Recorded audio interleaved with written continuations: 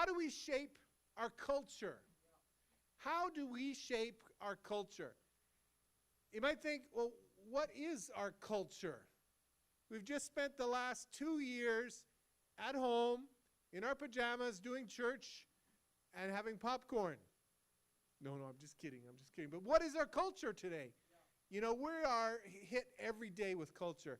If you're online, if you're on social media, there's this thing now called cancel culture, where if you say something that someone doesn't really like, you can get canceled, and people will say some pretty nasty things. We've been bombarded recently with this whole residential school issue, where the color orange was to represent those who were lost in the residential school. So there was a huge push on our social culture to recognize the atrocities that the natives and the first natives faced when they were in these residential schools, right? How about the culture today with all the trouble that's going on in the Ukraine and the Russian problems right now? This is part of our culture that we're dealing with. We came out of last year with Black Lives Matter and the whole culture of trying to show representation, equal representation, and the abuses that were handed down from the racist point of view. You know, our culture is ever changing. So how do we shape our culture? Because as Christians, we're supposed to shape our culture in our day-to-day, right? The problem is, if we're going to shape our culture, we need to go back to God's story. It's not going to be us that shapes our culture, but it's going to be letting God do all the work for us, right?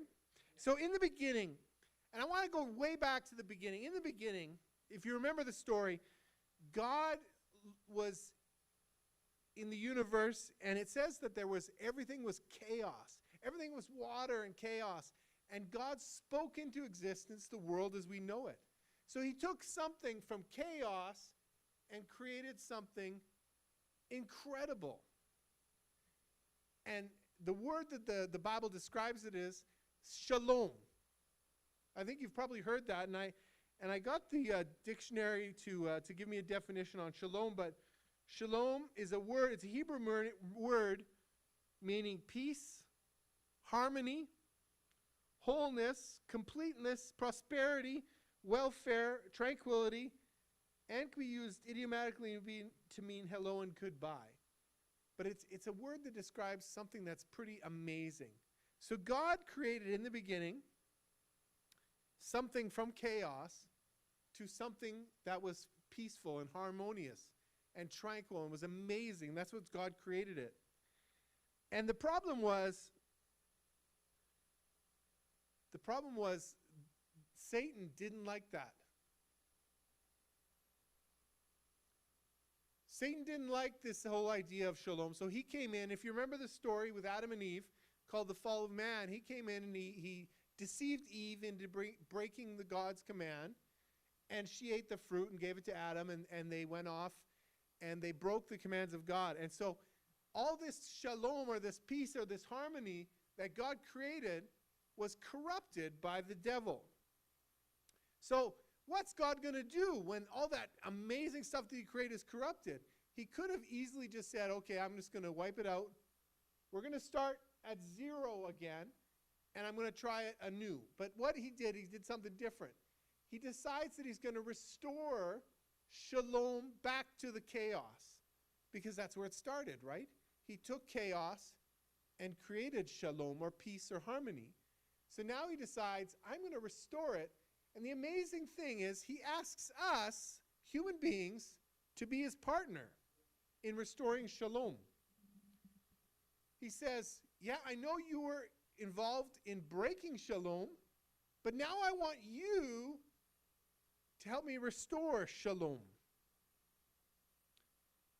He wants us to restore the peace. Can you imagine? The very ones who brought chaos back, he asks to be a partner. He says, it's going to be my community. It's going to be my Bible, my words, my spirit, but you're going to be my partners in bringing back shalom.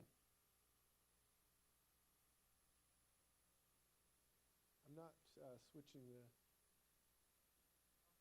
So he's going to restore shalom, and he's going to use us as partners. This is an amazing thing. The amazing thing about it is God gives us purpose. And this is where, if you look at our culture today, this world is pretty purposeless. If you look at it, God gives us purpose and helps us to define why we as Christians are still here. To bring peace to a chaotic world. When we read the Bible, we are trying to bring a message of Jesus. And here's the challenging part. That message is over 2,000 years old. Oh.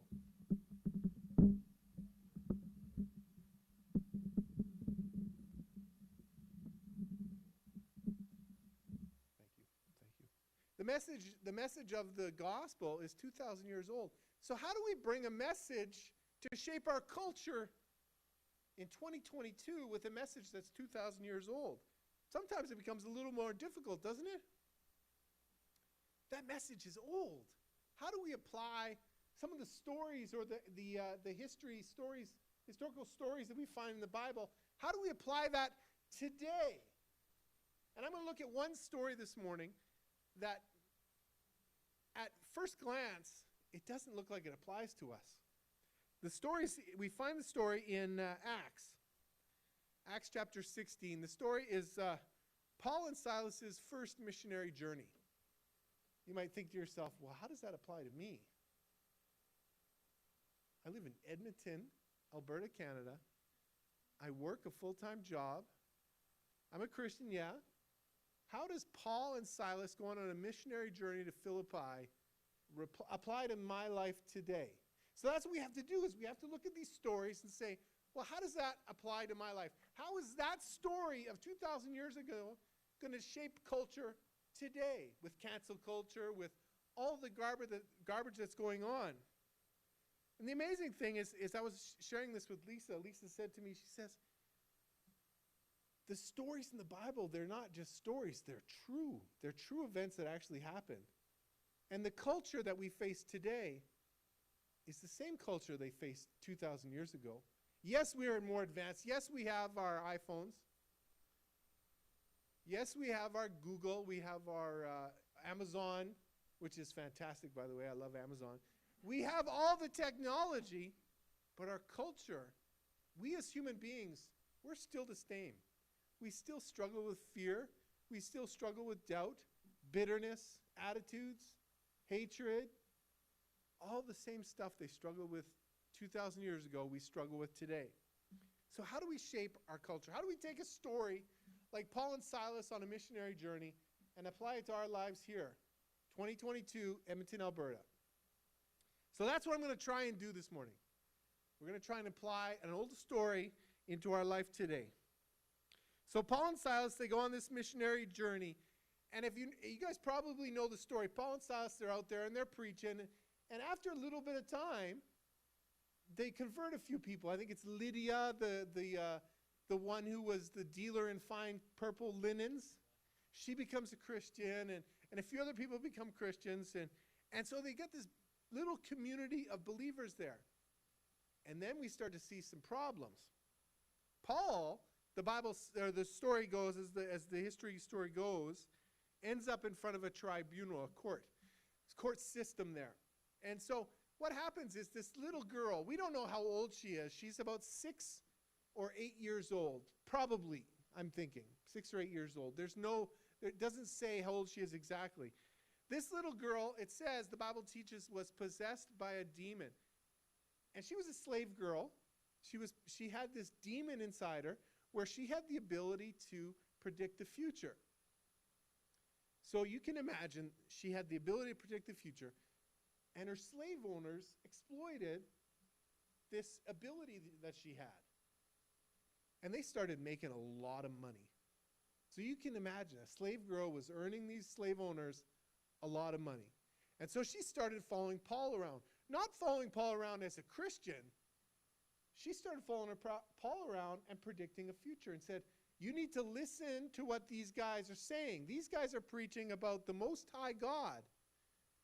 In that day, I'm sure if you were to say the Most High God, they might think, well, that's Jupiter, or that's Zeus, or that's Apollos. But she was talking about God Almighty.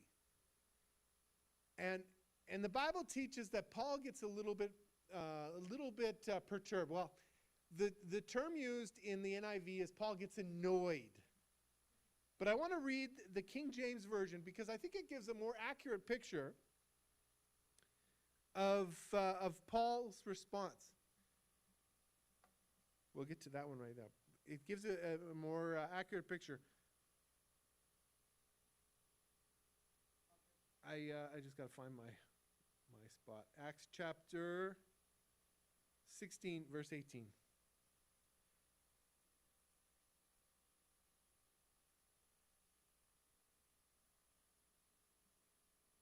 I think I'm going to need batteries on this. Can someone switch that? Oh, there it is. There it is. Okay. This is the King James Version of Acts chapter 16, verse 18. It says, but Paul being grieved, turned and said to the Spirit, I command thee in the name of Jesus Christ to come out of her. Paul was grieved in his spirit. He looked at this young little girl who was being exploited by slave owners just for money's sake, allowing her to live a life possessed by a demon. He was grieved in his heart, and he commands the Spirit to come out of her. You'd think people would be rejoicing. Wow, he just freed her from that bonds of the demon possession. That's amazing. But no, that's not what happened. These people were making money. That was their livelihood. And so they go after Paul, and they drag Paul in front of the tribunal. They bring him in the court system, and not only in front of a tribunal, they beat Paul and Silas to within an inch of their lives. The Bible teaches that he was flogged, probably similar to what Jesus was flogged like, with his back torn to shreds, beaten to within an inch of his life, all because he healed a young girl of a demon possession. Can you imagine that? He's beaten, he's bruised, and he's put in prison. And the Bible teaches us that he starts singing and praising God. What would you do if you were put in prison and beaten and bruised and bloody, back torn apart, all because you helped a little girl? Would you feel like praying and praising God and singing songs? You know, I'm sure Paul didn't wake up at midnight and say, hey, Silas, I'm not sleeping so well here. Can you sing me a tune? You know, the story that Carrie shared earlier about the guy at the metro station. It wasn't kind of like that. It reminds me of a passage in Psalm chapter 119. I'll read that there. It says, verse 62 and 63, it says, though the wicked bind me with ropes, I will not forget your law. At midnight, I will rise to give you thanks for your righteous laws. I think Paul was obeying the Bible. He was beaten. He was bloodied. He was bruised. I'm sure he said to Silas, let's rejoice. Let's obey what the Bible was teaching. Can you imagine the pain and the discomfort that these guys were? This is not a jail of our day. This is a jail where typically, and I find it curious because Paul was the Roman citizen. There's no way he should have been put under this treatment being a Roman citizen, yet he never pulled that citizenship card. He never said, oh, guys, save me from going to jail. Jail is where they wait for the next stage in the conviction. But he rejoiced with Silas and started praising God. This is amazing. Paul wanted to obey God and started praising him from jail. And then guess what happens? The Bible teaches there's an earthquake. Well, that's pretty amazing, an earthquake. It's funny, you can go back and look at different parts of the Bible on your own, but anytime there's an earthquake or some great shake in a movement in the land, it was usually God saying something. Like when Jesus was crucified, there was a great earthquake, right? When the law was given on Mount Sinai, the earth shook and trembled. Here we got two men beaten for doing something that was right, and God shook the jail and it falls apart. Pretty amazing stuff. Pretty amazing stuff. So the jail collapses. All these prisoners are ready to go free. So you can imagine the jailer shows up. If you follow the story, the jailer shows up and pulls his sword to kill himself. Because he doesn't want to, I'm sure he doesn't want to face the fact that he just really blew it and all his prisoners escaped. He's going to commit suicide before the other Roman officials can torture him for really making a mistake. He's about to commit suicide, and Paul says, hold on a second, Jack, we're all here. Don't worry, you don't got to do that. You don't have to kill yourself. Imagine the thoughts of this jailer. I just beat these guys to within an inch of their lives. I flogged them. I beat them. And they stayed so I wouldn't have to die. Those guys, they just risked everything to save me. They risked everything to save me after I beat them and treated them so poorly. He gets down on his knees before Paul and says, what must I do to be saved? Think about it. It wasn't the miraculous earthquake that God brought on the city of Philippi that shook this guy's soul. The thing that shook this guy's soul was the fact that one man or two men had a sacrificial heart and were willing to lay down their lives to save his. So how do we shape our culture today? Maybe it's having a sacrificial heart. Maybe it's laying down our lives to help those less fortunate. Whether it's physically, whether it's emotionally, whether it's spiritual needs, are we willing to shape our culture by laying our lives down to help them, those who are less fortunate? As Christians today, we need to follow the example of those who went before us.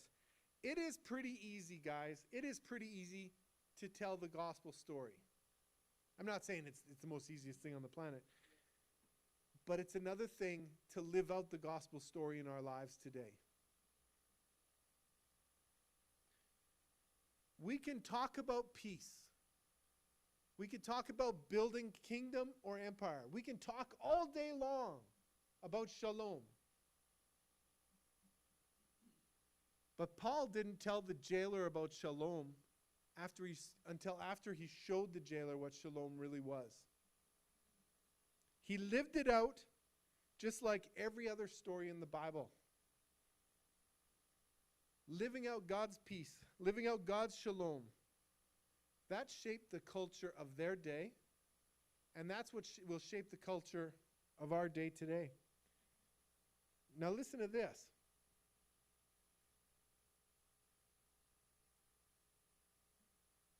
Oh, shoot.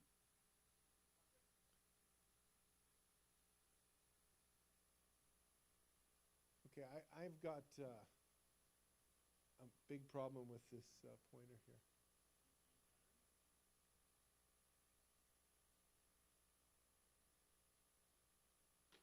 Is Xander back there? Xander, can you put it on slide number 9, please? Micah chapter 6, verse 8. No, it's okay, Patrick. I'm just about finished here. Micah 6, chapter 8. It says, He has shown you, O mortal, what is good. And what does the Lord require of you? To act justly, to love mercy, and to walk humbly with your God. So I come back to the very first question I asked. How do we shape our culture today? How do we shape our culture today? He has shown you, O mortal, what is good. And what does the Lord require of you? To act justly, to love mercy, and to walk humbly with your God. If we want to change the culture today, church, as Christians, to act merciful, to love mercy, and to walk humbly with our God. So what does that mean practically? It means we start stretching our spiritual muscles. 2 years we've been stuck in our homes trying to live our Christian life. And it's comfortable. I admit, I like getting up in the morning and not having to get dressed and shave, but I could just worship God from the comfort of my couch. But if we really want to make and shape our culture today, make a difference and shape our culture today, we need to step out a little bit.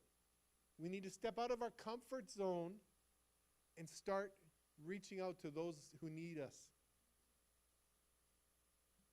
2022 means we've just come out of a 2-year pandemic.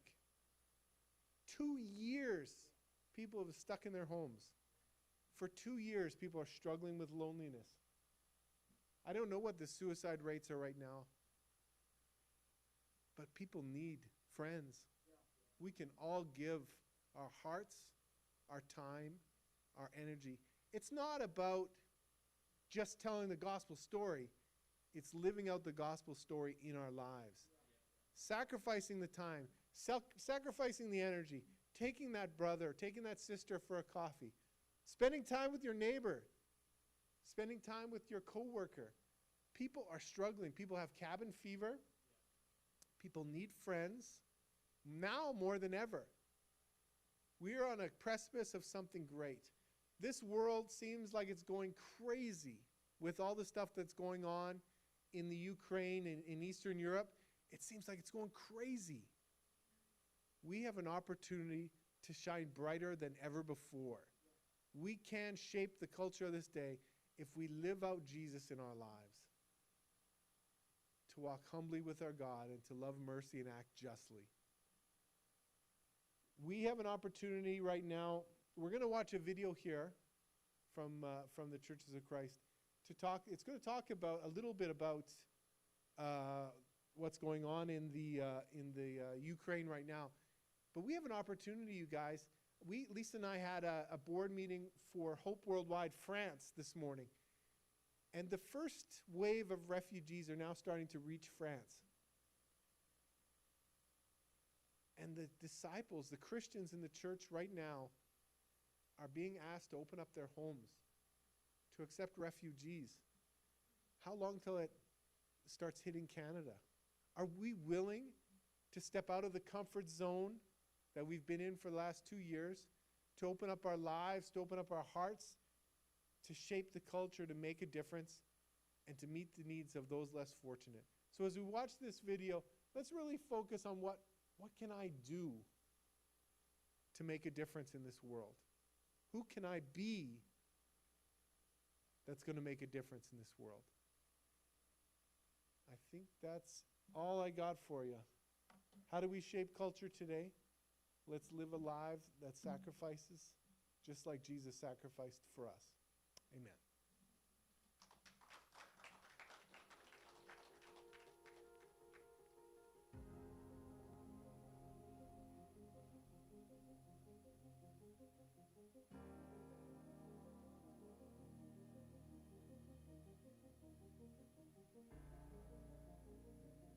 I'm Mike Tolliver, and we're part of the International Churches of Christ.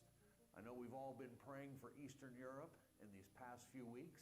Today we have an update on the situation in and around Ukraine from Sean Wooten, who's currently on the ground helping refugees with Hope Worldwide and the European Mission Society in Moldova. About 100 people a night are spending the night here, about 50 adults, 47 kids, almost 1,000 nights have been provided thanks to your sacrifice in this center. More than 4,000 hot meals have been provided to people who have no home. God has also blessed us here with the Revive team. But even though we are very busy with the refugees, I'm very proud of the faith of the team.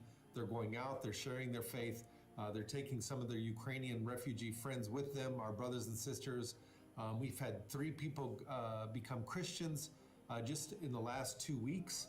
and 65 people are studying the Bible right now. So God is working.